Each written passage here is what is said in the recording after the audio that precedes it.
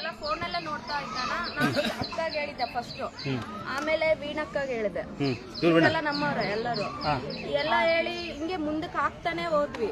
ಸರಿ ಕೊಡ್ತೀನಿ ಎಲ್ಲರಿಗೆ ಹೇಳಿ ನಾನೇ ಹೇಳಿ ಎಲ್ಲರನ್ನೂ ಕರ್ಕೊಂಡು ಕೊಡ್ತೀನಿ. ಬಾಜಿ ಸೀರೆ ಹಾಕ್ಸೋದು ಕೊಟ್ಟಿನ ಅದನ್ನು ಮಗಳು ಸರಿ ಮಾಡು. ನನ್ನ ಜೊತೆ ಅರೆ ಬಿಡ್ತಾನೆ ಮಂಜು ಅಂತ ಅಮಾಸೆ ಬಾಪ ಅಂತ ಗೊತ್ತಾಗುತ್ತೆ ನನಗೆ. ಅವ್ನು ಮಾತಾಡ್ತಿರಲ್ಲ, ಅವ್ನು ಮಾತಾಡ್ತಾನೆ ಅರೆ ಬಿಡ್ತಾನೆ. ಇವರು ನೀವು ತಂಗಿ ಮಗ ಕತ್ತು ನಿಂತ್ಕೊಂತ ಇರಲಿಲ್ಲ, ಇಟ್ಕೊಳತ್ತೀಗ ಈಗ ಅವ್ರ ಅಮ್ಮ ಕಸ ಒಳಗಡೆ ಬಂದು ಬಟ್ಟೆ ಹೋಗಿತ್ತೆ.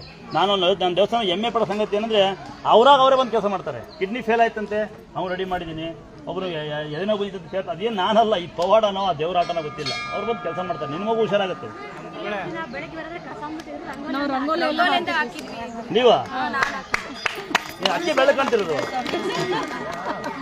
ಅವ ನನ್ನ ಮತ್ತೆ ಬೆಳಗ ಮೇಕಪ್ ಮಾಡಲ್ಲ ಹೌದು. ನಿಮ್ಮ ಸೇವೆ ದೇವಿ ತೃಪ್ತಿ ಆಗಲಿ. ಇನ್ನೊಂದು ಕನಸಿನಲ್ಲಿ ಕೂಡ ನೀವು ಬಂದಿದ್ರಿ. ನಾನು ಪುಟ್ಟಿ ಎಷ್ಟೊತ್ತವಪ್ಪ ನಮ್ಮ ಮಲಗೋದು 11 ಗಂಟೆಗೆ. ಇಲ್ಲ, ನನಗೆ ಬೆಳಗಿನ ಜಾವ 4:30 5:00 ಹಂಗೆ ನಾನು ಹಿಂಗೆ 2 ವರ್ಷ ಆಯ್ತು ಹಿಂಗೆ ಬರ್ಬೇಕಂತ ಅನ್ಕೊಂಡಿದ್ ನಾನು. ಆದ್ರೆ ಆಗ್ಲಿಲ್ಲ. ಇವ್ರೆಲ್ಲ ಸ್ವಲ್ಪ ಮುಂದೆ ಆಗ್ತಾನೆ ಬಂದ್ರು, ಆವಾಗ ಹೋಗೋಣ ಇವಾಗ ಹೋಗೋಣ ಅಂತ. ಆಮೇಲೆ ನೀವು ಕನಸ್ನಾಗ ಬಂದ್ರಿ, ನೀವು ಅಮ್ಮ ಬಂದ್ರು, ನಮ್ಮ ತಾಯಿನ ಕರ್ಕೊಂಬಂದೆ ನಾನು. ನೀವು ನಿಮ್ಮನ್ನ ಕೇಳಿದ್ರೆ ಎಲ್ಲ ಒಳ್ಳೇದಾಕತಿ, ಹೋಗು ಅಂತ ಅಂದ್ರು.